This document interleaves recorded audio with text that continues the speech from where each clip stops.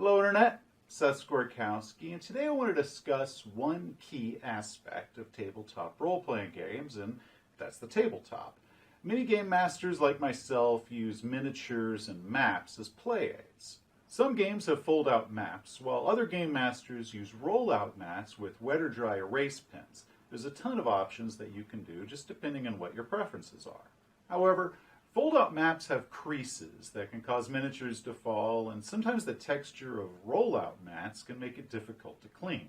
For one of our games, we made a custom mat with squares that represent 1 meter increments, but as you can see, it likes to roll up. So what I recommend is that you pick up a sheet of acrylic glass and lay that out over your board. Not only does it keep your maps nice and flat, but it's also extremely easy to keep clean.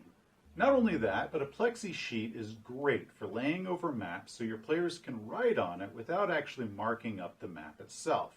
I can't stress enough how useful this has been for me and my players.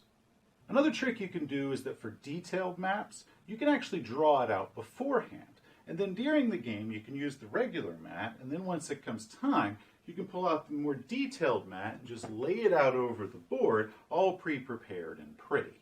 Another fun trick you can do, and this one can be a bit tricky, is to draw the map out on the underside of the plexiglass. That way you can draw on it and erase without damaging the map. Some games have maps with set and unchanging boundaries, such as a tower or other building.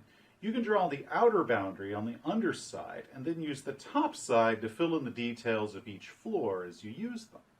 I've been using plexiglass for decades and have acquired several as I've gotten larger and larger gaming tables. One trick you can do if you have several is to stack them. You can lay them down with multiple layers, one on top of the other, or you can separate them to represent different floors. A single sheet will run you $25 to $35, just depending on how large you want it to be.